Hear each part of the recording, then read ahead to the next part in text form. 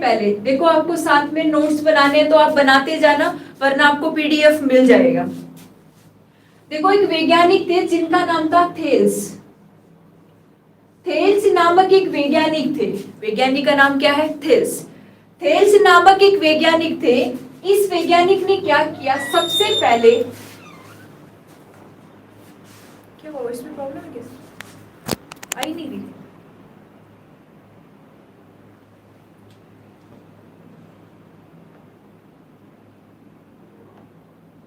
Good evening, जल्दी से आ जाओ। ठीक है, देखो, थेल्स नामक वैज्ञानिक आए और थेल्स नामक वैज्ञानिक ने सबसे पहले हमें इलेक्ट्रिक चार्ज को समझाने की कोशिश की। किसके बारे में समझाया? सबसे पहले इलेक्ट्रिक चार्ज। अब आपको पहले तो ये पता होना चाहिए कि इलेक्ट्रिक चार्ज क्या होता है। चार्ज का मतलब बफरिंग। बफरिंग कहाँ चल रही है? इलेक्ट्रिक चार्ज को आप क्या कहेंगे? विद्युत आवेश। इलेक्ट्रिक चार्ज को आप क्या कहेंगे? विद्युत आवेश। या फिर आप सबसे पहले किसको समझने की कोशिश करेंगे? चार्ज को समझने की कोशिश करेंगे। ठीक है, अगर हम करंट इलेक्ट्रिसिटी को पढ़ना चाहते हैं तो सबसे पहले हमें, आपको पता है कि धारा कैसे बनती है, धारा का फ्लो कैसे होता है, इलेक्ट्रिसिटी का फ्लो कैसे हो रहा है, इन सबको समझने के लिए हमें सबसे पहले किसको समझना है? चार्ज को समझना है, आवेश। चार्ज का मतलब क्या होता है? आवेश होता है। और इस चार्ज को समझाने के लिए सबसे पहले कौन सा वैज्ञानिक आया था? थेल्स नामक वैज्ञानिक। देखो, थेल्स नामक वैज्ञानिक ने एक प्रैक्टिकल से हमें समझाया। होता क्या है इसमें? बेसिकली इन्होंने क्या किया कि दो वस्तु ली। मैंने आपके सामने कोई भी दो वस्तु ले ली, जैसे मेरे पास ये ए है और दूसरी वस्तु कौन सी है? ये बी वाली है। एक तो ए हो गई और दूसरी वस्तु कौन सी है? बी है। अब होता क्या है कि जब दो वस्तुओं को आपस में रगड़ा जाता है, यानी इन दो वस्तुओं को आपस में क्या किया गया? रगड़ा गया। दो वस्तुओं को जब आपस में क्या किया जाता है? रगड़ा जाता है, आपस में एक दूसरे पे रफ किया जाता है। तो रगड़ने पे क्या हुआ कि थेल्स नामक वैज्ञानिक ने ऐसे देखा कि इन वस्तुओं की जो सतह है, जैसे मान लो ए वाली वस्तु है, जैसे हमारे पास ए वाला पार्टिकल है, ये ए वस्तु है, ये कुछ तिनके, जैसे तिनके आपने देखे होंगे, छोटे छोटे जो तिनके आते हैं, जैसे तिनके हो गए, जैसे बाल हो गए, जैसे कागज के क्या हो गए? छोटे छोटे टुकड़े हो गए। कागज के छोटे छोटे टुकड़े, कागज के छोटे छोटे टुकड़े, इनको ये क्या करती है? अपनी तरफ आकर्षित करती है। फॉर एग्जाम्पल, जैसे मैं आपको बताना चाहूं, आप सबने छोटी क्लासों में देखा होगा, हमें पढ़ाया जाता था कि जब हम बालों में कंघी करते हैं, आप रेगुलर 2-3 मिनट के लिए कंघी करो और उसके बाद उस कंघी के पास में बाल या फिर छोटे छोटे कागज के टुकड़े रखो। उस कंघी से वो कागज के टुकड़े क्या हो जाएंगे? चिपक जाएंगे। क्यों चिपक जाएंगे? क्योंकि कंघी को आपने बालों के ऊपर क्या किया है? रफ किया है। और रफ करने की वजह से ऐसा कुछ हुआ कि वो कंघी किसको अट्रैक्ट कर रही है, आकर्षित कर रही है? छोटे छोटे कागज के टुकड़ों को। तब थेल्स नामक वैज्ञानिक ने देखा कि दो वस्तुओं को जब आपस में रगड़ा गया, आपको पता है कि जो दो पत्थर को जब आपस में रगड़ा जाता है तो आग बन जाती है, ये सबने सुना होगा। तो जब दो वस्तुओं को आपस में रगड़ा गया तो हुआ क्या कि वे वस्तुएं कुछ छोटे छोटे तिनके, कागज और बालों को अपनी तरफ क्या कर रही थी? आकर्षित कर रही थी, अट्रैक्ट कर रही थी। तो थेल्स नामक वैज्ञानिक ने बताया कि रगड़ने पर वस्तुओं की सतह पर किसका ट्रांसफर होता है? आवेश का। यहाँ पे जो चार्ज है, जो आवेश है, इसका क्या होता है? ट्रांसफर होता है। यानी आवेशों का क्या होता है? स्थानांतरण होता है। आवेशों का क्या होता है? स्थानांतरण होता है। जब आवेश स्थानांतरित होते हैं तो किसी पे पॉजिटिव की मात्रा ज्यादा होती है तो किसी पे नेगेटिव आवेश की मात्रा क्या होती है? ज्यादा होती है। किसी पे पॉजिटिव की मात्रा ज्यादा होती है तो किसी पे नेगेटिव आवेश की मात्रा ज्यादा होती है। यानी कि चार्ज क्या है? सबसे पहले आपसे पूछा जाए कि चार्ज कैसे उत्पन्न हुआ, तो आप क्या कहेंगे? आवेश क्या है कि जब वस्तुओं को आपस में रफ किया जाता है, रगड़ा जाता है, तो ये देखा गया कि वो छोटी छोटी वस्तुओं को अपनी तरफ क्या कर रही है? खींच रही है, अट्रैक्ट कर रही है। तब हमें पता चला कि यहाँ पे क्या उत्पन्न हो रहा है? आवेश उत्पन्न हो रहा है, चार्ज उत्पन्न हो रहा है। ये सबसे पहले किसने बताया? थेल्स नामक वैज्ञानिक ने बताया। इसके बाद देखो कि ये जो चार्ज होता है, ये जो आवेश है, अभी हम केवल किसके बारे में चर्चा करेंगे, चार्ज के बारे में, कि ये जो आवेश है, ये आवेश एक कैसी राशि है, ये आवेश एक कैसी राशि है। सबसे पहले मैं एक बात बता देती हूँ कि जितने भी क्वांटिटी होती है, जितनी भी राशियां होती है, दूरी, ध्यान से सुनना, दूरी, द्रव्यमान, वेग, आवेग, बल आगुण, द्विध्रुव आगुण, ये सब पढ़ाऊंगी मैं आपको। ये क्या होती है, कुछ क्वांटिटी होती है, कुछ राशियां होती है। जितनी भी राशियां होती है, ये दो प्रकार की होती है। कोई भी क्वांटिटी हुई कितने प्रकार की होगी, पहले समझो कि जितनी भी राशियां होती है, जितने भी क्वांटिटी होती है, ये कितनी प्रकार की होगी, दो प्रकार की। एक कैसी होती है, सदिश, और सदिश को आप इंग्लिश में क्या बोलेंगे, इंग्लिश मीडियम वाले बच्चे इसको वेक्टर लिखेंगे। कुछ राशियां कैसी होती है, सदिश होती है, वेक्टर होती है, और कुछ राशियां कैसी होती है, अदिश होती है।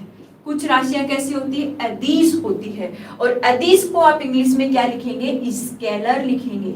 आप अदिश को क्या लिखेंगे, स्केलर लिखेंगे। मेरी बात समझने की कोशिश करना, कोई भी क्वांटिटी हो, चाहे वेग हो, चाहे गति हो, चाहे दूरी हो, चाहे द्रव्यमान हो, चाहे बल आगुण हो, चाहे आवेग हो, ये सारे नाम जो मैंने बोले हैं मैं सबको पढ़ाऊंगी।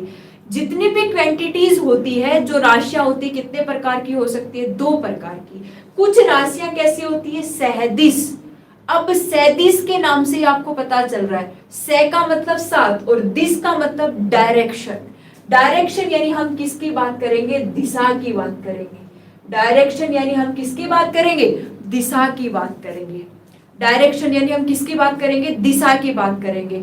अगर कोई राशि किसी दिशा से, जैसे मान लो द्रव्यमान है, द्रव्यमान की कोई दिशा है, वेग है, वेग की दिशा है कि नहीं है, विस्थापन है, विस्थापन की एक दिशा है, यानी कि इनकी एक फिक्स डायरेक्शन होना चाहिए। जैसे मैंने आपको कहा कि आपको, ध्यान से सुनना, कि आपको 15 किलोमीटर, ध्यान से सुनो, आपको 15 किलोमीटर नॉर्थ से साउथ जाना है। आपको 15 किलोमीटर नॉर्थ से साउथ जाना है, मतलब आपकी डायरेक्शन मुझे पता है कि आप 15 किलोमीटर नॉर्थ से किस तरफ जाएंगे, साउथ जाएंगे, यानी कि आपकी दिशा है कि नहीं, आप अपनी दिशा के साथ चल रहे हो कि नहीं चल रहे हो, चल रहे हो। अब देखो बात आती है, यहाँ पे ये बात समझ गए होंगे कि जिनका मैग्नीट्यूड और जिनकी डायरेक्शन, दिशा, आपको इतना समझना है कि जिनकी दिशा होती है, जिन राशियों की दिशा होती है, उनको आप क्या कहते हैं, सदिश कहते हैं, और जिनकी दिशा नहीं होती उनको आप क्या कहते हैं, अदिश कहते हैं। मान लो मैंने आपको कहा, एग्जाम्पल दिया कि आपको आपके घर से कोचिंग तक आना है, आपको सीखकर श्री राम में पहुंचना है आपके घर से। अब कोई गोरखपुर उत्तर प्रदेश से है, कोई एमपी से है, कोई बाड़मेर से है, कोई भीलवाड़ा से है, कोई सीकर से भी होगा, आप अलग अलग जगह से हैं सभी, और मैंने क्या कहा कि आपको सीखकर आना है। मुझे आपके डायरेक्शन के बारे में पता है ही नहीं कि आप किस डायरेक्शन से आओगे, कोई घूम के आएगा, कोई सीधा आएगा, कोई किस तरीके से आएगा। मतलब क्या हुआ कि ये जो राशि है ये कैसी है, अभी अदिश है, इसकी कोई दिशा नहीं है, कोई डायरेक्शन नहीं है। तो जो राशियां अपनी डायरेक्शन के साथ चलती है, मैग्नीट्यूड और दिशा के साथ चलती है, उसे आप सदिश राशियां कहते हैं, और जिनकी कोई दिशा नहीं होती उनको क्या कहा जाता है, अदिश राशि कहा जाता है। अब सवाल बनता है, बहुत अच्छे सवाल पूछे जाते हैं सदिश और अदिश से।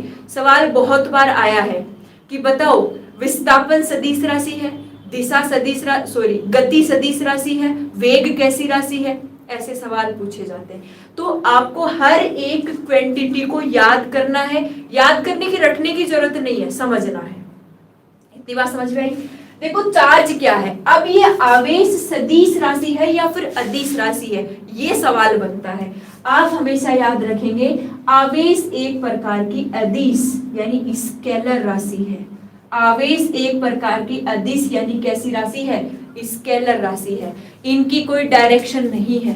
चार्ज अगर फ्लो हो रहा है, आवेश का अगर फ्लो हो रहा है, आवेश प्रवाह कर रहा है, तो कोई उनकी डायरेक्शन फिक्स नहीं है। कोई कण है जिसपे आवेश कम है, कोई भारी है, कोई हल्का है, कोई किस दिशा में जा रहा है, कोई किस दिशा में जा रहा है, तो इनकी कोई डायरेक्शन फिक्स नहीं है, इनकी कोई दिशा फिक्स नहीं है। तो आप इतना बता देंगे कि आवेश किस प्रकार की राशि है, आप क्या कहेंगे, आवेश एक प्रकार की अदिश राशि है। ऐसा सवाल यहां से पूछा जाता है कि आवेश किस प्रकार की राशि है, एक प्रकार की अदिश राशि है। क्लियर है, इतना लिख लेंगे सभी। आवेश कैसी राशि है, अदिश राशि है, एक प्रकार की स्केलर क्वांटिटी है। इसके बाद आपसे पूछा जाएगा, याद रह जाएगा, ठीक है। इसके बाद कोई भी राशि हो उसका मात्रक पूछा जाता है। उसका क्या पूछा जाएगा आपसे, मात्रक पूछा जाएगा कि इस राशि का मात्रक क्या है। चार्ज पूछा, पहले आपसे क्या पूछा गया, राशि सदिश है या फिर अदिश है, आप क्या कहेंगे, आवेश एक प्रकार की अदिश राशि है। आवेशों के बारे में सबसे पहले किसने बताया, थेल्स नामक वैज्ञानिक ने बताया। क्या कहा कि जब दो वस्तुओं को आपस में रगड़ा जाता है तो ये देखा गया कि उनके ऊपर कुछ चार्ज आ जाता है, जो आवेश जो वस्तुओं को अपनी तरफ आकर्षित और क्या करता है, प्रतिकर्षित करता है, उसे हमने क्या कहा, चार्ज कहा। आवेश एक प्रकार की अदिश राशि है और इस आवेश का जो मात्रक है ये क्या होता है, कूलोम। आवेश का मात्रक क्या होता है, कूलाम होता है, बहुत इंपॉर्टेंट है। आवेश का मात्रक क्या होता है, कूलाम होता है और इसका जो साइन होता है वो क्या होगा, सी होगा। हम कूलाम को किससे दर्शाएंगे, सी से दर्शाएंगे। तो आवेश का मात्रक क्या हो गया, कूलाम हो गया और इसको किससे डिनोट किया जाता है, सी से डिनोट किया जाता है। इतनी बात आप लोगों को समझ में आई। थेल्स नामक वैज्ञानिक ने इलेक्ट्रिक चार्ज को बताया, विद्युत आवेश को बताया कि कैसे इलेक्ट्रिक चार्ज उत्पन्न होता है। फिर हमें यह बताया गया कि इलेक्ट्रिक चार्ज एक प्रकार की स्केलर क्वांटिटी है, एक प्रकार की अदिश राशि है। आवेश प्रवाह की कोई डायरेक्शन नहीं होती, कोई दिशा नहीं होती। फिर हमने क्या लिखा कि इन आवेशों का जो मात्रक है, ये मात्रक क्या होता है, कूलाम होता है। आवेशों का जो मात्रक है वो क्या होता है, कूलाम होता है। आवेशों का मात्रक है वो क्या होता है, कूलाम होगा, जिसको हम किससे दर्शाएंगे, कैपिटल सी से लिखा जाएगा। इतनी बात आप लोगों की क्लियर है, ठीक है। इस तरीके से आवेश के बारे में कुछ बातें बताई गई। अब देखो थोड़ा सा आगे, मैं इसको रफ कर रही हूँ, पीडीएफ मिल जाएगा आपको, टेंशन नहीं लेनी, एक बार समझना है, पीडीएफ मिल जाएगा सभी को, है ना, ओके। चलो ठीक है, इतनी बात क्लियर होने के बाद अब देखो ये जो आवेश है आपको केवल समझना है, पीडीएफ मिल जाएगा, टेंशन नहीं लेनी, ओके। अब देखो ये जो चार्ज है, ये जो आवेश है, ध्यान से सुनना, ये जो चार्ज है, ये जो आवेश है, आवेश हम कितनी प्रकार के पढ़ते हैं, दो प्रकार के पढ़ते हैं। आप सबने पढ़ा भी होगा बेसिकली, आज की क्लास हमारी बेसिक की है। चार्ज कितने प्रकार के हैं, दो प्रकार के। एक कैसे होते हैं, पॉजिटिव चार्ज, एक को आप क्या बोलेंगे, पॉजिटिव चार्ज, या फिर आप इसको हिंदी में क्या कहेंगे, धनात्मक आवेश। दूसरे चार्ज कैसे होते हैं, आप क्या कहेंगे, नेगेटिव चार्ज या फिर ऋणात्मक आवेश। भाई कुछ वस्तुएं ऐसे होती है जिन पे कौन सा चार्ज होता है, पॉजिटिव, और कुछ पे कैसा होता है, नेगेटिव। तो चार्ज दो प्रकार के होते हैं, एक धनात्मक और दूसरा ऋणात्मक। सवाल ये बनता है कि आवेशों को दो भागों में बांटा किसने, कौन सा वैज्ञानिक था जिसने हमें ये बताया कि आवेश धनात्मक हो सकता है और आवेश कैसा हो सकता है, ऋणात्मक हो सकता है। तो ये बात बताने वाले जो वैज्ञानिक थे उनका नाम था बेंजामिन फ्रैंकलिन। वैज्ञानिक का नाम क्या था, बेंजामिन फ्रैंकलिन। बेंजामिन फ्रैंकलिन, ध्यान से सुन लेना, बेंजामिन फ्रैंकलिन नामक वैज्ञानिक ने, बेंजामिन फ्रैंकलिन नामक वैज्ञानिक ने आवेशों को यह बताया कि आवेश धनात्मक भी होता है और आवेश कैसा होता है, ऋणात्मक भी होता है। ये किसने बताया, बेंजामिन फ्रैंकलिन ने बताया, ठीक है। इतनी बात आप लोगों को समझ में आई। अब इसके बाद क्या होगा कि पॉजिटिव चार्ज का मतलब क्या है और नेगेटिव चार्ज का मतलब क्या है। आप इसको ये भी बोल सकते हो इलेक्ट्रॉन की कमी। इलेक्ट्रॉन की कमी, यदि किसी वस्तु पर या किसी कण पर, यदि किसी वस्तु पर या किसी कण पर इलेक्ट्रॉन की कमी होती है तो उसे आप क्या कह सकते हैं, पॉजिटिव चार्ज कह सकते हैं। ध्यान से सुन लेना, इलेक्ट्रॉन पे कौन सा आवेश होता है, माइनस का आवेश। अगर माइनस का आवेश कम है तो प्लस का आवेश क्या होगा, ज्यादा होगा, और प्लस का आवेश कम है तो माइनस का आवेश क्या होगा, ज्यादा होगा। ठीक है, इतनी बात समझ में आई। तो आप क्या कहेंगे कि इलेक्ट्रॉन की कमी, इलेक्ट्रॉन की कमी है, इसका मतलब वो कैसा आवेश है, पॉजिटिव चार्ज है। हाँ सानवी जी गुड इवनिंग, आ जाओ जल्दी से। और नेगेटिव चार्ज का मतलब क्या है, इलेक्ट्रॉन की अधिकता। नेगेटिव चार्ज का मतलब क्या है, इलेक्ट्रॉन की अधिकता। नेगेटिव चार्ज का मतलब क्या है, इलेक्ट्रॉन की अधिकता। तो ये भी बोला जा सकता है कि जब इलेक्ट्रॉन की कमी है तो कैसा है, पॉजिटिव चार्ज। और जब इलेक्ट्रॉन, देखो माइनस चार्ज होता है ना इलेक्ट्रॉन पे, तो जब माइनस चार्ज की अधिकता है तो चार्ज कैसा होगा, नेगेटिव। भाई जब इलेक्ट्रॉन ज्यादा है तो माइनस ज्यादा है ना, तो नेगेटिव चार्ज हो गया, और जब इलेक्ट्रॉन कम है तो कैसा हो गया, पॉजिटिव चार्ज हो गया। सिंपल सी बात है, पॉजिटिव चार्ज को आप इलेक्ट्रॉन की कमी कह सकते हैं, नेगेटिव चार्ज को आप इलेक्ट्रॉन की अधिकता भी कर सकते हैं। इतनी बात आप लोगों को समझ में आई। ये चार्ज को पॉजिटिव और नेगेटिव में किसने बांटा, तो आप क्या कहेंगे, बेंजामिन फ्रैंकलिन। बेंजामिन फ्रैंकलिन नामक वैज्ञानिक ने चार्ज को धनात्मक और क्या कह दिया था, ऋणात्मक कह दिया था। अब क्या है, देखो आवेश है, किसी वस्तु पर प्लस प्लस भी हो सकता है, माइनस माइनस भी हो सकता है, प्लस माइनस भी हो सकता है। अब एक सवाल आपसे पूछा जाता है कि कोई वस्तु है, वो कोई भी कण है, कोई भी वस्तु है या फिर कोई भी पार्टिकल है, कोई भी कण है, ये उदासीन कब हो सकता है, उदासीन। उदासीन को आप क्या कह सकते हैं, न्यूट्रल। उदासीन को आप क्या कह सकते हैं, न्यूट्रल।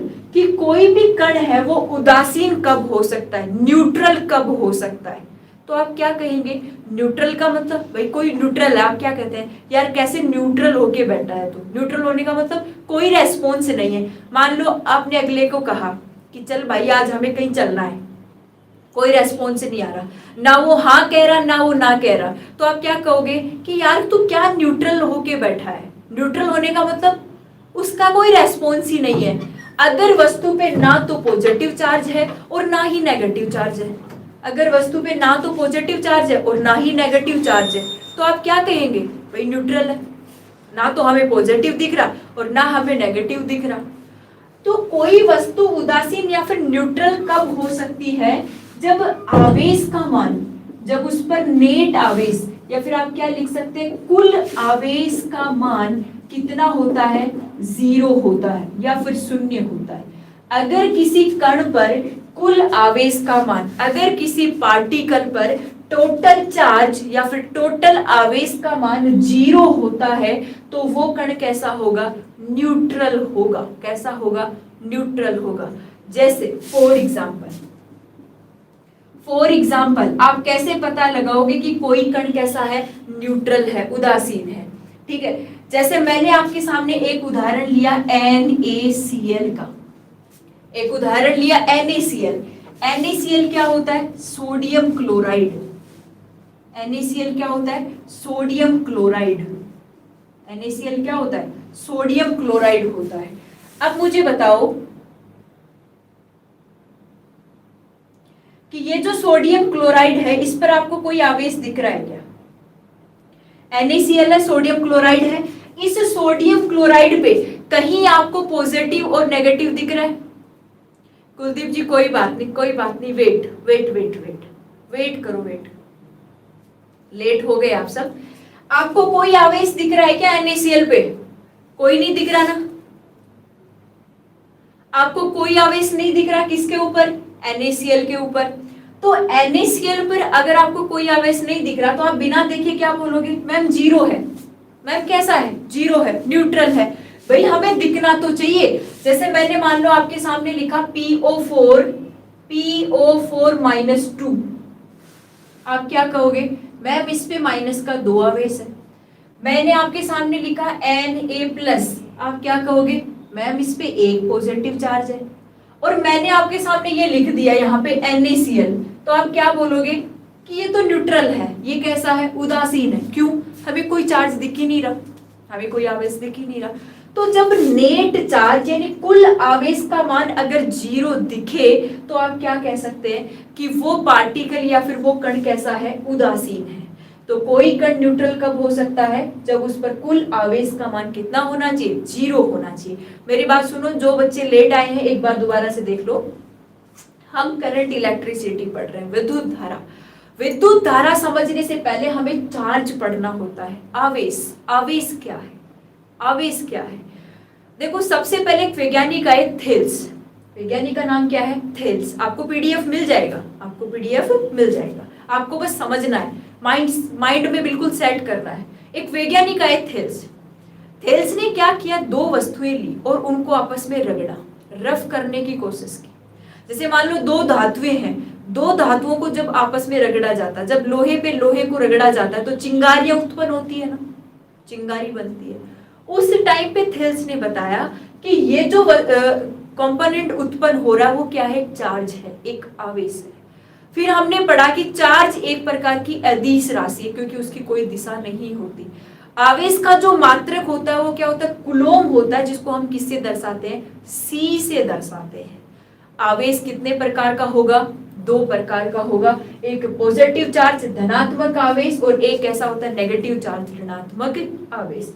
पॉजिटिव चार्ज को आप इलेक्ट्रॉन की कमी बोल सकते हैं और नेगेटिव चार्ज को आप इलेक्ट्रॉन की अधिकता बोल सकते हैं, क्योंकि आपको पता है कि इलेक्ट्रॉन पे नेगेटिव चार्ज होता है, तो जब इलेक्ट्रॉन ज्यादा होंगे तो नेगेटिव चार्ज क्या होगा, ज्यादा होगा, और इलेक्ट्रॉन की कमी होगी तो कौन सा चार्ज होगा, वहां पे पॉजिटिव चार्ज होगा। और आपसे पूछा जाए कि कोई पदार्थ या फिर कोई कण न्यूट्रल कब हो सकता है, उदासीन कब हो सकता है, तो आपको बोलना है कि जब कुल आवेश नेट चार्ज का मान 0 है तो वो पदार्थ या फिर कण कैसा होगा, न्यूट्रल होगा, उदासीन होगा। ये बात आप लोगों की क्लियर है। पॉजिटिव और नेगेटिव चार्ज के बारे में बेंजामिन फ्रैंकलिन, ध्यान से सुन लेना, बेंजामिन फ्रैंकलिन नामक वैज्ञानिक ने पॉजिटिव और नेगेटिव चार्ज के बारे में समझाया। ये बात आप लोगों को समझ में आई, जल्दी से बता दो, आई बात समझ में सभी को, इतनी बात। अब आप लेट हो गए कोई बात नहीं, कल से टाइम पे आ जाना, 4 बजे 10 मिनट पहले ही आ जाया करो, ओके, चलो ठीक है। अब देखो जैसे ही हम आवेश को पढ़ रहे हैं, हमने चार्ज को दो भागों में बांट लिया है। अब देखो ये जो आवेश है ये एक दूसरे को आकर्षित भी करते हैं, प्रतिकर्षित भी करते हैं। अब होता कैसे है, ध्यान से सुनो। जब सेम चार्ज होते हैं, जब क्या होते हैं, सेम चार्ज, सेम चार्ज, और सेम चार्ज को आप क्या कहते हैं, समान आवेश।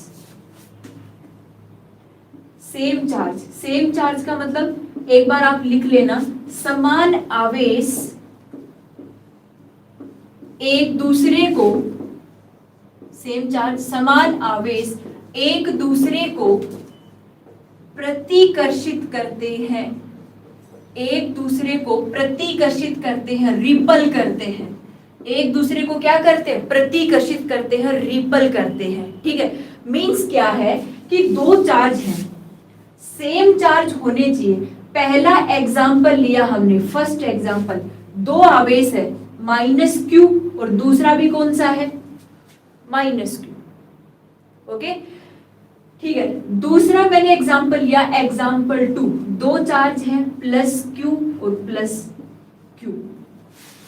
आई बात समझ में, माइनस माइनस दोनों आवेश समान हैं। आपको पता है कि समान चीज कभी एक दूसरे को आकर्षित नहीं करती।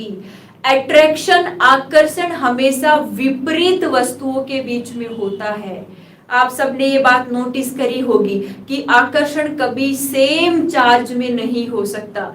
ये पॉजिटिव और पॉजिटिव चार्ज हैं, एक दूसरे के समान हैं, तो ये कभी एक दूसरे को पसंद नहीं करेंगे, एक दूसरे को कभी पसंद नहीं करेंगे। तो जब ये एक दूसरे को लाइक नहीं करेंगे तो ये चार्ज एक दूसरे को क्या करेंगे, रिपल करेंगे या फिर क्या करेंगे, प्रतिकर्षित करेंगे। प्रतिकर्षित का मतलब एक दूसरे से दूर भागेंगे, एक दूसरे से क्या होंगे, दूर भागेंगे। जैसे सबसे अच्छा एग्जाम्पल दूं, आप सबने मैग्नेट देखी है, मैग्नेट, चुंबक, सबने चुंबक देखी होगी। आपने देखा होगा कि कई बार क्या होता है कि चुंबक है, चुंबक एक दूसरे को आकर्षित करती है, लेकिन कई बार क्या होता है कि चुंबक के कुछ सिरे ऐसे होते हैं जो एक दूसरे को आकर्षित नहीं करते। चुंबक में दो सिरे होते हैं, एक नॉर्थ होता है, एक कौन सा होता है, साउथ होता है। मेरे पास चुंबक के दो टुकड़े हैं, ठीक है, ये ए वाला टुकड़ा है और ये कौन सा है, बी वाला टुकड़ा। मेरे पास चुंबक के, मैं आकर्षण और प्रतिकर्षण आप कभी भूलोगे नहीं। मेरे पास चुंबक के दो टुकड़े हैं, एक ए है, दूसरा बी है। ये ए वाले चुंबक के टुकड़े का ये सिरा कौन सा है, एन, नॉर्थ, और ये सिरा कौन सा है, साउथ। ठीक है, इस चुंबक को मैंने ऐसे एडजस्ट किया कि इसका ये वाला सिरा कौन सा है, साउथ, और ये वाला सिरा कौन सा है, नॉर्थ। जब मैं इन दोनों चुंबक को एक दूसरे के पास में लाऊंगी, ये दोनों सिरे क्या है, समान है, साउथ साउथ। ये दोनों सिरे क्या है, समान है, साउथ साउथ है। अब सिरे दोनों समान है तो ये दोनों सिरे एक दूसरे को क्या करेंगे, यहाँ पे प्रतिकर्षित करेंगे, यानी चुंबक एक दूसरे से दूर भागेगी। चुंबक एक दूसरे से क्या होगी, दूर भागेगी। अगर मैंने इसको ऐसे कर दिया, मैंने इस सिरे को नॉर्थ बना दिया और इसको साउथ बना दिया। अब ये सिरा साउथ है और ये सिरा कौन सा है, नॉर्थ है, दोनों अलग अलग हो गए। तो ये सिरे एक दूसरे को क्या करेंगे, आकर्षित करेंगे, एक दूसरे के पास आने की कोशिश करेंगे। तो वही बात है कि समान आवेश, सेम चार्ज हमेशा एक दूसरे को प्रतिकर्षित करते हैं। तो पॉजिटिव पॉजिटिव भी एक दूसरे को क्या करेंगे, प्रतिकर्षित करेंगे, और नेगेटिव नेगेटिव भी एक दूसरे को क्या करेंगे, प्रतिकर्षित करेंगे। ठीक है, अब आपको क्या लिखना है, दूसरा नोट लगा के लिख लेना कि जो अपोजिट चार्ज होते हैं, जो अपोजिट चार्ज होते हैं, अपोजिट चार्ज को आप क्या लिखेंगे, विपरीत आवेश। अपोजिट चार्ज यानी विपरीत आवेश एक दूसरे को आकर्षित करते हैं। विपरीत आवेश, अपोजिट चार्ज एक दूसरे को आकर्षित करते हैं। अपोजिट चार्ज एक दूसरे को आकर्षित करते हैं। इतनी बात आपको क्लियर है। जैसे for example first for example क्या है, एक आवेश प्लस क्यू है और दूसरा आवेश माइनस क्यू है। वही सही नहीं आ रही क्या दिक्कत आ रही,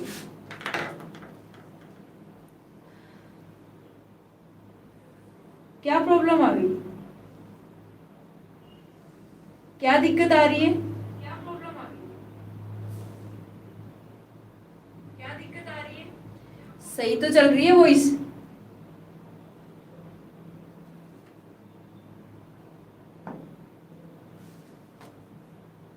अरे सही तो चल रही है, ठीक है।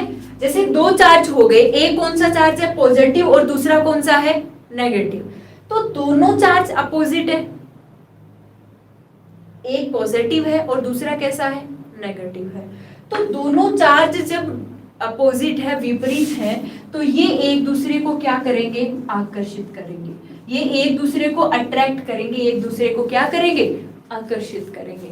तो कोई प्रॉब्लम नहीं होगी। ये बात आपको समझ में आ गई होगी कि सेम चार्ज एक दूसरे को रिपल करते हैं, धक्का देते हैं, एक दूसरे को पास में नहीं आने देते, एक दूसरे को क्या करेंगे, प्रतिकर्षित करेंगे। और जो अपोजिट चार्ज है, जो विपरीत आवेश है, वो एक दूसरे के पास में आने की कोशिश करेंगे, एक दूसरे से जुड़ने की कोशिश करेंगे। इतनी बात समझ में आई। तो अपोजिट चार्ज है वो एक दूसरे को आकर्षित करेंगे और सेम चार्ज एक दूसरे को क्या करेंगे, प्रतिकर्षित करेंगे। क्लियर है इतनी बात? ओके राजन जी, ओके राजवीर सिंह जी, ये बात आप लोगों को समझ में आई। आवेश क्या है, आवेश है क्या, बात समझ में आई।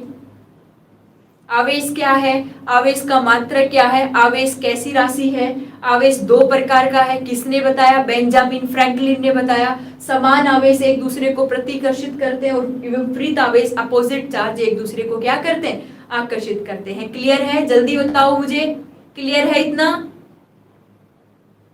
क्लियर है ना सभी का? चलिए आगे। फिजिक्स समझ में आ रही है ना, कोई दिक्कत नहीं है? फिजिक्स समझ में आ रही है सभी को?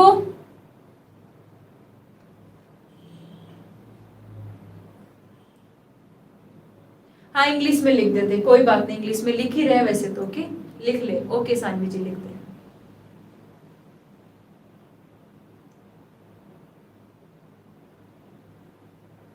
चलो ठीक है। कुलदीप जी आप लेट आए हो, क्लास में टाइम से आना चाहिए।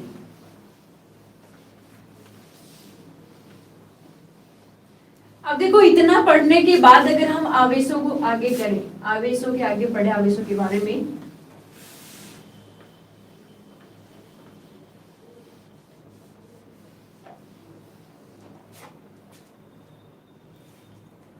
ठीक है। चलो अब आप हेडिंग लिखेंगे। देखो आवेशों को समझाने के लिए एक दूसरे वैज्ञानिक और आए जिनका नाम था कूलॉम। क्या नाम था? कूलॉम। तो आप हेडिंग लिखेंगे आवेशों का कूलॉम का नियम, आवेशों का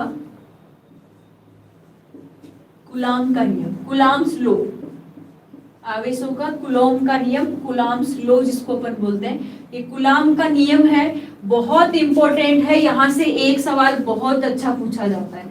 आवेशों का कूलॉम का नियम क्या है, इससे अच्छा सवाल देखने को मिलता है। सवाल क्या होगा?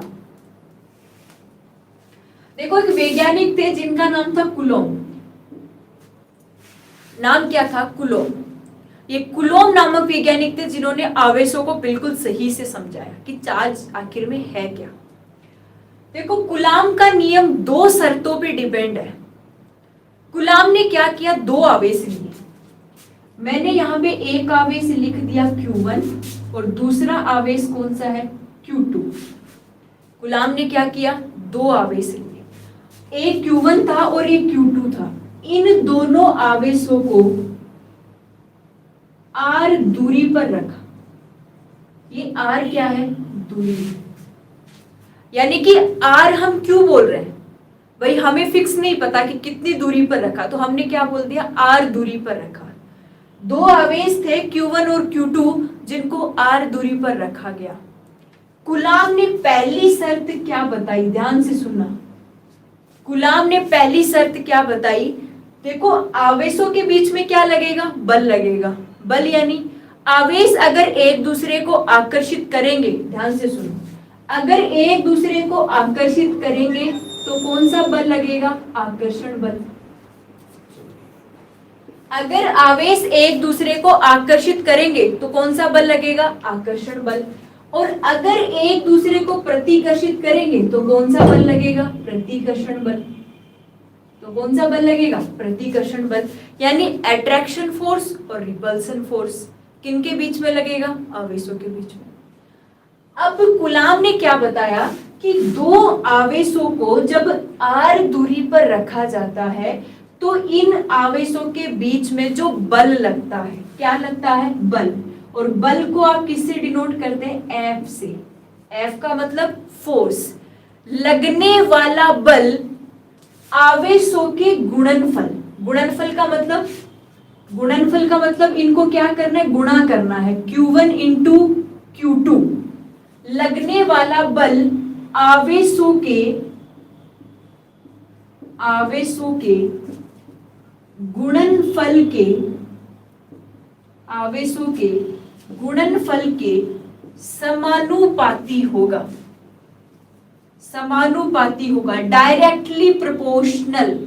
समानुपाती को आप क्या बोलेंगे? Directly proportional. मतलब क्या है? ये लगने वाला बल F समानुपाती Q1 इंटू Q2। F समानुपाती Q1 इंटू Q2। यहाँ पे ये जो मैंने ऐसा बनाया है इसको क्या कहते हैं? समानुपाती का ये साइन होता है। डायरेक्टली प्रोपोर्शनल का क्या होता है? साइन होता है। तो मैंने क्या लिखा? F समानुपाती Q1 इंटू Q2। मैंने यही बोला कि दो आवेशों को R दूरी पर रखने पर आवेशों के मध्य लगने वाला बल आवेशों के गुणनफल के क्या होता है? समानुपाती। यानी शॉर्ट में मैंने इसको क्या लिख दिया? F समानुपाती Q1 इंटू Q2। ये पहली बात किसने बताई? कूलॉम ने बताई। दूसरी बात इसने क्या बताई कि इनके बीच में लगने वाला बल दूरी क्या है? R। दूरी के वर्ग के, दूरी का वर्ग करोगे तो वर्ग करते हैं तो क्या करते हैं, स्क्वायर, स्क्वायर को क्या कहा जाता है, वर्ग कहा जाता है। दूरी के वर्ग के क्या होता है, व्युत्क्रमानुपाती। व्युत्क्रमानुपाती, देखो समानुपाती आएगा तो आपको सामने लिखना है, और व्युत्क्रमानुपाती आएगा तो आपको 1 के बट्टे में लिखना है, 1 के बट्टे में लिखना है। समानुपाती तो मैंने डायरेक्ट लिख दिया, और व्युत्क्रमानुपाती लिखना है तो 1 लिख के उसके नीचे लिखना है। तो आप क्या लिखेंगे, बल दूरी के वर्ग के व्युत्क्रमानुपाती, इनवर्सली प्रोपोर्शनल, इनवर्सली प्रोपोर्शनल व्युत्क्रमानुपाती होता है। दूरी का जो स्क्वायर है, दूरी का जो स्क्वायर है, दूरी का जो वर्ग है, इसके क्या होता है, व्युत्क्रमानुपाती होता है, इनके बीच में लगने वाला बल। बल्कि 2 कंडीशन है, बल्कि कितनी कंडीशन है, 2। एक तो क्या हुआ कि आवेशों के गुणनफल के क्या हो गया, समानुपाती, और दूसरा क्या हुआ, इनकी दूरी के वर्ग के क्या हो गया, व्युत्क्रमानुपाती। इनकी दूरी के वर्ग के क्या हो गया, व्युत्क्रमानुपाती। 2 समीकरण हमें मिल गए। अब इन दोनों को जोड़ा जा सकता है। कैसे जोड़ा जा सकता है, भाई यहां भी बल है और यहां भी बल है, दोनों के बीच में बल तो एक ही लगेगा, या तो आकर्षण वाला होगा या फिर क्या होगा, प्रतिकर्षण वाला होगा, बल तो एक ही लगेगा। तो जब मैंने दोनों समीकरण को एक साथ लिख लिया तो मेरे पास एक समीकरण बन गया F समानुपाती Q1 Q2 upon R square. मेरे पास में एक समीकरण निकला यहाँ पे, और समीकरण क्या बन गया, F समानुपाती Q1 Q2 upon R square. क्योंकि मैंने यहाँ क्या लिख लिया, Q1 Q2 अपॉन मैंने R स्क्वायर को यहाँ ऐड कर दिया, तो समीकरण क्या हो गया, F समानुपाती Q1 Q2 upon R square. ये मुख्य समीकरण होता है कूलाम के नियम का। ये मुख्य समीकरण होता है किसके, कूलाम के नियम का। समझने की कोशिश करना, कूलाम ने क्या कहा, 2 आवेशों के मध्य लगने वाला बल आवेशों के गुणनफल के समानुपाती और दूरी के वर्ग के व्युत्क्रमानुपाती। आपको केवल इतना याद रखना है, F समानुपाती Q1 Q2 upon R square. ये मैंने आपको समझाने की कोशिश की है कि कैसे ये निकल के आया। आपको यही याद रखना है, कूलाम के नियम के अनुसार बल आवेश और दूरी के बीच का जो संबंध होता है, जो रिलेशन होता है, भाई मेरा रिलेशन मेरे पापा से बेटी का, मम्मी से बेटी का, भाई से बहन का, मेरी बहन से बहन का, मेरा रिलेशन किससे क्या क्या है वो आपको याद रखना है। मेरा नहीं याद रखना, यहाँ पे आपको बल आवेश और दूरी का याद रखना है। तो F समानुपाती Q1 Q2 upon R square. अगर कहीं भी ये समानुपाती नियतांक आ जाता है तो इसको हटाना जरूरी हो जाता है। फिजिक्स में आपने पढ़ा होगा, अगर कहीं भी ये समानुपाती कांस्टेंट आ जाता है तो इसको क्या करना पड़ेगा, हटाना पड़ेगा। ठीक है, अब इसको कैसे हटाएंगे, ध्यान से सुनो। मैं एक बार इसको यहां से मिटा रही हूं, ये बात आपको समझ में तो आई गई है ना। मैं इसको मिटा रही हूं यहां से। हमारे पास में समीकरण क्या आई, ध्यान से सुनो। हमारे पास समीकरण आई कि F समानुपाती Q1 Q2 upon R square. किसका समीकरण है, कूलाम का। आवेशों के लिए किसका समीकरण है, कूलाम का समीकरण है। इस समानुपाती नियतांक को हटाना है तो यहाँ पे एक कांस्टेंट आता है K, इसको हम लिखेंगे F बराबर K Q1 Q2 upon R square. Note लगा के लिख लेना, नोट लगा के। K यहाँ पे क्या है, समानुपाती स्थिरांक है, समानुपाती स्थिरांक है। K क्या है, यहाँ पे एक समानुपाती स्थिरांक है। ये अच्छा नहीं लगता, ये अच्छा नहीं लगता, तो इसको हटाने के लिए हमें यहाँ पे क्या लिखना होता है, K लिखना होता है। ये वैज्ञानिक ने अपने अकॉर्डिंग K डाल दिया इसको। कूलाम ने क्या कहा कि इसको K बोला जाएगा, भाई कूलाम ने बोल दिया था इसको क्या, K बोल दिया। तो अब हमारे पास समीकरण क्या है, F बराबर K Q1 Q2 upon R square.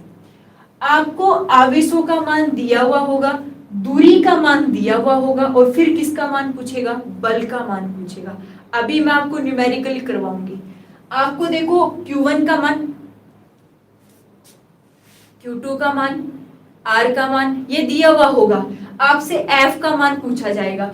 K की वैल्यू क्या होती है, फिक्स होती है। K की वैल्यू क्या होती है, फिक्स होती है, कभी चेंज नहीं होती। K क्या है, यहाँ पे कांस्टेंट है और K की वैल्यू फिक्स है और इस K की वैल्यू क्या होनी चाहिए, आपको याद होनी चाहिए। तो K की वैल्यू आप लिख लेंगे यहाँ पे 9 इंटू 10 की पावर 9, 9 गुणा 10 की घात 9, मात्रक होता है इसका newton metre square, newton metre square प्रति कूलाम स्क्वायर। मात्रक थोड़ा सा बड़ा है, आपको याद रख लेना है। यहाँ पे K क्या है, कांस्टेंट है और इस K की वैल्यू फिक्स होती है जो आपको याद रखनी है। K की वैल्यू कितनी होगी, 9 इंटू 10 की पावर 9, 9 गुणा 10 की घात 9 न्यूटन मीटर स्क्वायर प्रति कूलाम स्क्वायर। मात्रक बहुत बार पूछा गया है, बहुत बार। एनटीपीसी वाले बच्चे, पटवार वाले बच्चे अच्छे से ध्यान दे लेना, बहुत बार सवाल पूछा गया है कि यहाँ इस K का मात्रक क्या होता है। मात्रक पूछा है सीधा, वैल्यू तो 9 इंटू 10 की घात 9 और मात्रक हो गया न्यूटन मीटर स्क्वायर प्रति कूलाम स्क्वायर। इतनी बात आप लोगों को समझ में आई। ये था कूलाम का नियम। ये किसका नियम था, कूलाम का नियम। ये सारी बातें हमने किससे सीखी, कूलाम के नियम से सीखी। दिख नहीं रहा, मात्रक लिख लो, न्यूटन मीटर स्क्वायर प्रति कूलाम स्क्वायर। ऊपर लिख रही हूं K का मात्रक न्यूटन मीटर स्क्वायर प्रति कूलाम स्क्वायर। अब देखो आपसे न्यूमेरिकल क्या पूछे जा सकते हैं, एक बार न्यूमेरिकल करके दिखाएंगे, जल्दी से न्यूमेरिकल करके दिखाएंगे। अगर आपको ये बात समझ में आ गई तो आप जल्दी से बता देंगे। एक सवाल देती हूँ आपको, एक क्वेश्चन देती हूँ फिजिक्स का न्यूमेरिकल। मैं देखती हूँ किस किस बच्चे को बात समझ में आई है। सवाल लिखना, दो आवेश क्वेश्चन है, करके दिखाना है मुझे ना। मैं देखती हूँ कौन कौन अच्छे से पढ़ रहा है ना। सबसे पहले कौन बताता है, गिफ्ट है उसके लिए अच्छा सा। सबसे पहले कौन बताएगा ना। क्वेश्चन है आपके सामने, दो आवेश है आपके पास, एक Q1 है, दूसरा Q2 है। इनके बीच की दूरी है 10 मीटर। आपको R का मान कितना दिया हुआ है, 10 मीटर। ठीक है। इसके बाद ये दो आवेश है, एक 4 कूलाम का है और एक 5 कूलाम का है। ये C क्या है, यहाँ पे कूलाम है। दो आवेश है, एक 4 कूलाम का है और एक क्या है, 5 कूलाम का है। दूरी कितनी है, 10 मीटर। दोनों आवेशों के मध्य लगने वाले बल का मान बताओ जल्दी से। दोनों आवेशों के मध्य लगने वाले बल, फोर्स का मान न्यूटन में बताओ कितना होगा, जल्दी से बताओ, जल्दी बताओ जल्दी। आपको आवेश दिए हुए हैं, आपको उनके बीच की दूरी दी हुई है और उनके बीच के बल का मान कितना होगा वो बताओ। देखते हो कौन सही बताता है।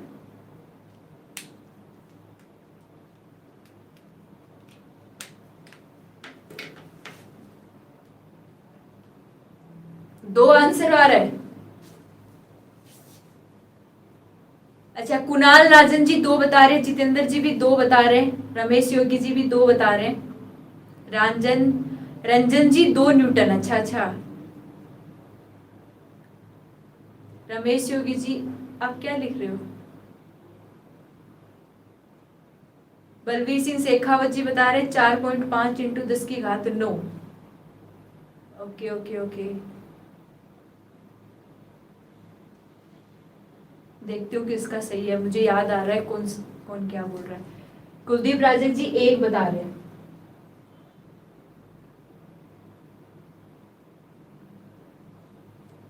हाँ आप सही हो वैसे, रमेश योगी जी सही है, कोई दिक्कत नहीं है। मैं समझ गई आपकी बात, आप क्या लिखना चाह रहे हो, आप टाइप नहीं कर पाए, but I understand. Okay okay,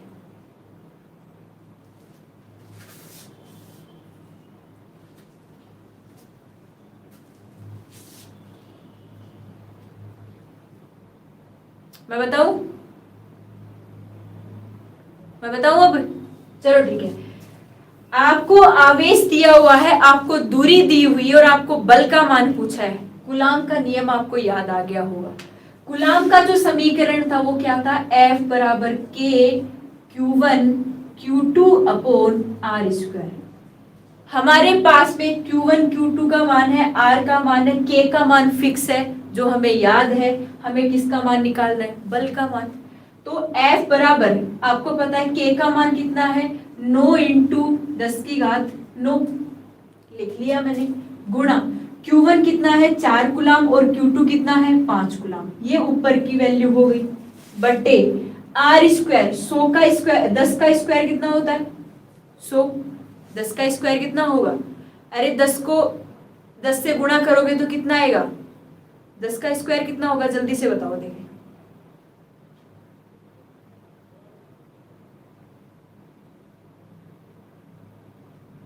हाँ बिल्कुल सही है, कंफ्यूज क्यों हो रहे हो तुम? तो F बराबर मैंने क्या लिखा? देखो 5 को 4 से गुणा करो, 5 चौके 20, 20 को आप किससे गुणा कर लो? 9 से। कितना हो गया? 180। ध्यान से सुनो, मैंने क्या किया? पहले इन वैल्यू को गुणा कर लो। 9 गुणा 4 गुणा 5, 5 चौके 20, 20 गुणा 9 कितना हो गया? 9 दूनी 18, 180। यानी ऊपर क्या हो गया? 180 गुणा 10 की घात 9। नीचे कितना हो गया? 10 का स्क्वायर का मतलब आप इसको क्या लिखेंगे? 10 गुना 10 लिखेंगे। अब हो गया क्या? आप इसको इससे काट सकते हैं, 0 से 0 कट गया, यानी बच गया कितना? 18 गुणा 10 की घात 9 बटे 10। कितनी बार समझ में आई? आप इसको क्या कर सकते हो? ये 10 की पावर 1 है, 1 लगा दूं मैं, 1 ही है, तो यहाँ पे कितनी है? 9 है। ये 10 की पावर 1 यहाँ पे किस में है? प्लस में है। 10 की पावर 1 किसमें है? प्लस में। कोई पावर नहीं दे रखी, तो यहाँ पे ये प्लस में है। ये प्लस की एक पावर ऊपर जाएगी तो किसकी हो जाएगी? माइनस की। तो बच गया क्या? 18 गुना 10 की घात 9, ऊपर कितना चल गया? माइनस का 1, तो 18 गुना 10 की घात 8। इसका क्या आ गया आंसर? न्यूटन। किसने बताया था ये आंसर? रमेश योगी जी का सही था।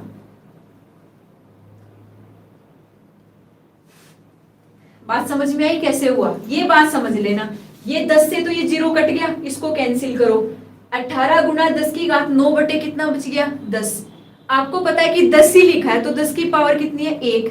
ठीक है, तो पावर 1 होती है तो ये पावर कहाँ जाएगी? ऊपर। ऊपर जाके किस में हो जाती है? माइनस में। नीचे प्लस में है तो माइनस में, और माइनस में है तो ऊपर जाके किस में हो जाएगी? प्लस में। साइन चेंज हो जाता है, 1 ऊपर गया तो माइनस का हो गया, तो 9 में से 1 घटाओ, कितना बच गया? 8। तो आंसर आ गया 18 इंटू 10 की घात 8 न्यूटन। ओके, चलो एक और सवाल कराती हूँ, देखिए आप कितना जल्दी आंसर देते हो। ये तो आप लोगों को समझ में आ गया, अब दूसरा करके दिखाओ जल्दी से, टाइम नहीं है इतना, है ना? जल्दी से करके बताएंगे। ये ऐसा ही सवाल है, ऐसा ही सवाल है, जल्दी से करना। दो आवेश है, इनका मान है 6 कूलम और इसका मान है 5 कूलम। इनके बीच की दूरी है आपके पास में 5 मीटर। इनके बीच लगने वाले बल का मान बताओ, फोर्स का मान बताओ, जल्दी बताओ। आपको दूरी दे रखी है 5 मीटर।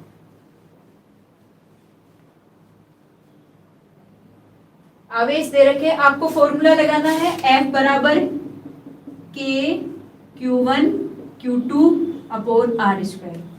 इससे आंसर बताना है, जल्दी जल्दी जल्दी, डू फास्ट।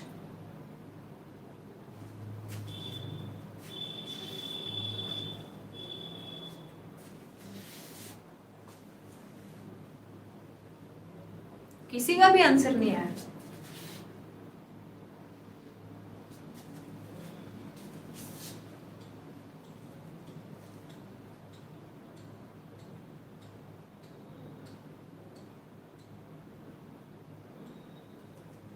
कहाँ अटक गए?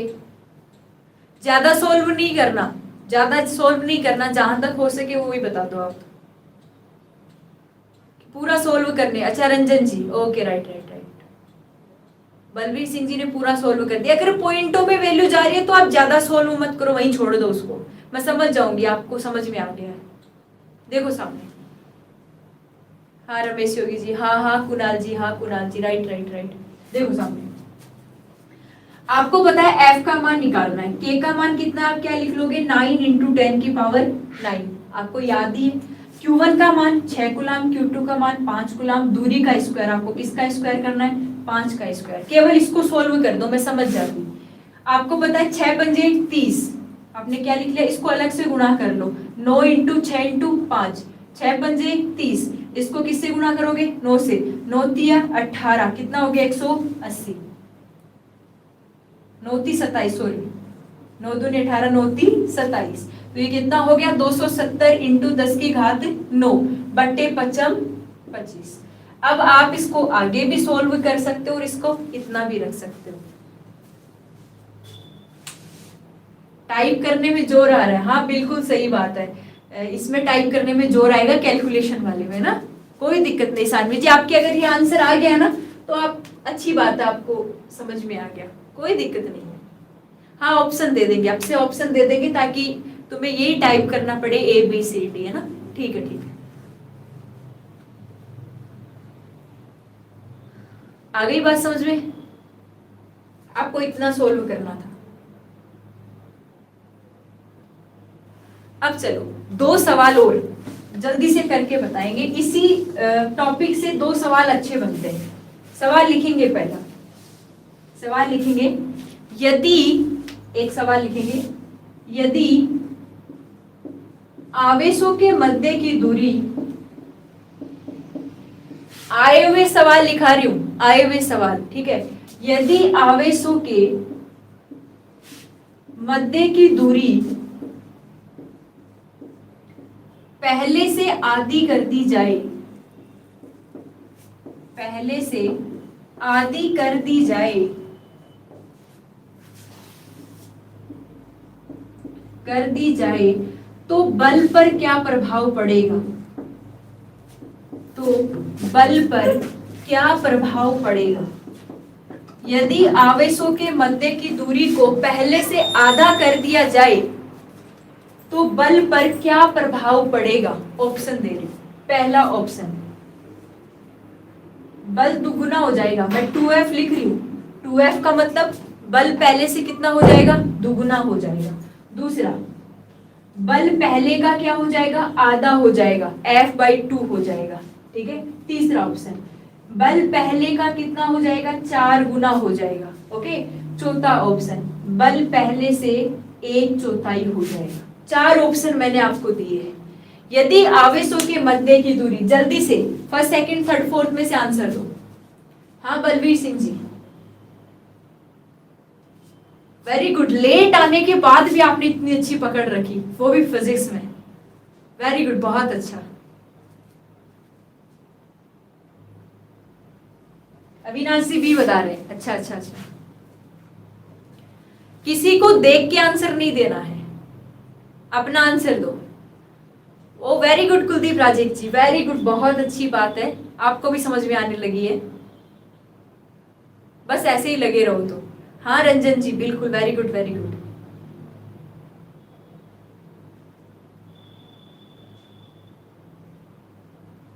रमेश योगी जी चेक करो एक बार, चेक करो एक बार, चेक करो दोबारा। सानवी चौधरी, वेरी गुड, बहुत अच्छी बात है।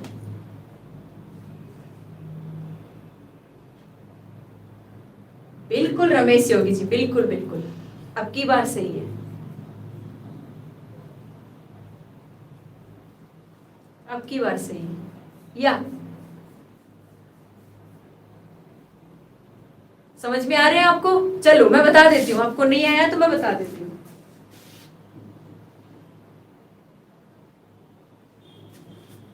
ओके, आपको कंफ्यूज होना ही नहीं है। 2 आवेशों के मध्य की दूरी किसकी बात कर रहा है, आर की बात कर रहा है। मध्य लगने वाला बल किसकी बात कर रहा है, एफ की बात कर रहा है। तो हमें दो ही चीजें याद रखनी है, एफ और आर। आवेशों को भूल जाओ। दो आवेशों के मध्य की दूरी को पहले से आधा कर दिया जाए तो बल पर क्या प्रभाव पड़ेगा। अभी मैंने आपको समीकरण लिखाया था, आवेशों के मध्य लगने वाला बल दूरी के वर्ग के क्या होता है, व्युत्क्रमानुपाती, इनवर्सली प्रोपोर्शनल होता है। F inversely proportional R square, F समानुपाती 1/r स्क्वायर। अभी रिलेशन लिखाया था। अगर बल और दूरी की बात कर रहा है तो हम केवल किसकी बात करेंगे, बल और दूरी की बात करेंगे। अब देखो मैंने क्या लिखा, आपको क्या करना है, F बराबर 1/r पहले से कितनी कर दी गई, आधी कर दी गई, तो आप r का मान कितना लिखेंगे, 1/2। इसका क्या करना है, आपको स्क्वायर करना है। आपको पता है F बराबर 1/1 का स्क्वायर कितना होता है, 1, और 2 का स्क्वायर कितना होता है, 4। 1/1/4 अगर ऐसी कोई वैल्यू आती है तो तीसरे नंबर की वैल्यू कहां चली जाती है, ऊपर। तो F बराबर कितना हो गया, 4। F बराबर 4/1 है, और 4/1 का मतलब कितना है, 4 ही है। तो बल पहले का कितना गुना हो गया, 4 गुना हो गया। यानी कौन सा आंसर हो गया, तीसरा आंसर। आंसर के कौन सा हो गया, तीसरा आंसर। 4 कहां चला जाएगा, ऊपर चला जाएगा। तो F बराबर कितना हो गया, 4। तो बल पहले का कितना हो गया, 4 गुना हो गया। यदि दो आवेशों के मध्य की दूरी को आधा कर दिया जाए तो आवेशों के बीच लगने वाला बल पहले से कितना गुना हो गया, 4 गुना हो गया।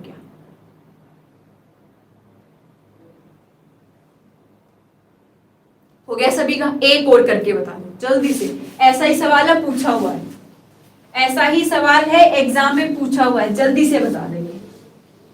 सवाल लिखेंगे, यदि आवेशों के मध्य लगने वाले बल को, बात समझ में तो आई ना, कमेंट करो जल्दी से किस किस को समझ में आया। दूसरा, तीसरा सवाल लिखेंगे, यदि आवेशों के मध्य लगने वाले बल को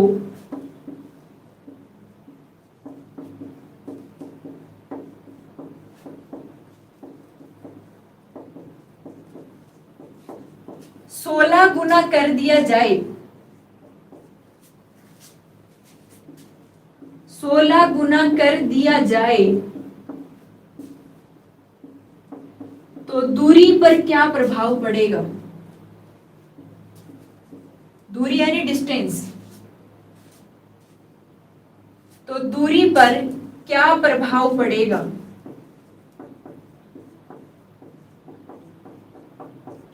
यदि आवेशों के मध्य लगने वाले बल को 16 गुना कर दिया जाए तो बताओ उनके बीच की दूरी पर क्या प्रभाव पड़ेगा। जल्दी सोल्व करो, आंसर दे रही हूं मैं।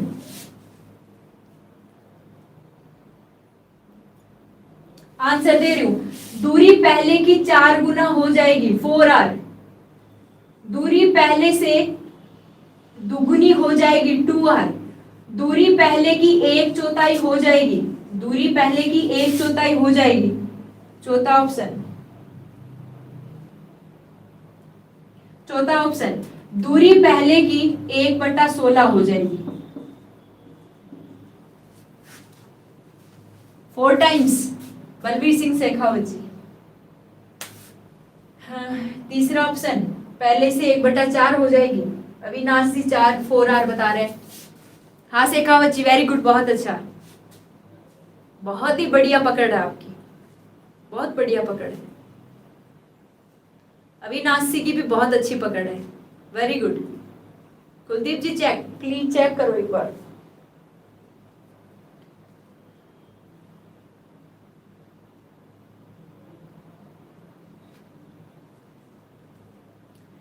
क्लास अच्छी लग रही है सभी को, फिजिक्स समझ में आ रही होगी।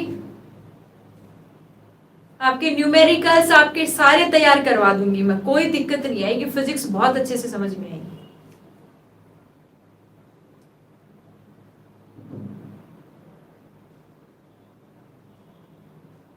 क्या कुलदीप राजिक जी, वेरी गुड।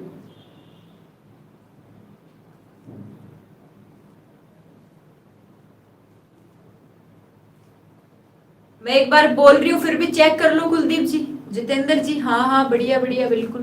भाई आंसर दे रहे हो तो अच्छी बात है, पर चेक करो एक बार सही है गलत है।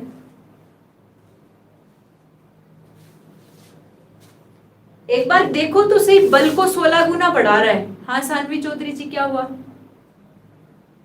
तो दूरी कम होगी कि ज्यादा होगी? थोड़ा सा चेक करो, कुलदीप जी हो गए, शेखावत जी हो गए, थोड़ा चेक करो। चलो मैं बताऊं, टाइम हो गया है फिर है ना, मैं बताती हूँ एक बार। देखो हमने क्या लिखा, F समानुपाती 1/r², यानी 1 बराबर क्या हो गया, F बराबर 1/r²। आपको किसकी वैल्यू निकालनी है यहाँ पे, R की वैल्यू। ध्यान से सुनो, आपकी किसकी वैल्यू निकालनी है, R की वैल्यू। तो ये क्या हो जाएगा, यहां से देखो R की वैल्यू निकालोगे ना, तो r² बराबर 1 क्या हो जाएगा, F। r² बराबर 1 क्या हो गया, F। सिंपल सी बात है भाई, r² को इधर ले जाओगे तो F कहाँ जाएगा, नीचे आ जाएगा। तो r² बराबर 1 बल को कितना कर दिया, 16 गुना। r² का मान कितना है, 1/16। हमें तो किसका मान चाहिए, r का। और आपको पता है कि स्क्वायर हटाने के लिए दूसरी वैल्यू का क्या कर देते हैं हम, अंडर रूट कर देते हैं। दूसरी वैल्यू को आप क्या करते हैं, अंडर रूट कर देते हैं। और आपको पता है कि 16 किसका रूट होता है, 4 का। आप 4 को 4 से मल्टीप्लाई करोगे तो क्या आएगा, 16 आएगा। ठीक है, तो 16, 1 का तो कितना हो गया, 1, तो r बराबर 1, इसका रूट लिख लेना, अंडर रूट 1। और 16 किसका रूट होता है, 4 का। तो r पहले से कितनी हो जाएगी, 1/4 हो जाएगी। यानी आपका फोर्थ ऑप्शन बिल्कुल क्या है, सॉरी थर्ड ऑप्शन बिल्कुल क्या है, सही है। आपको स्क्वायर हटाने के लिए क्या करना पड़ता है,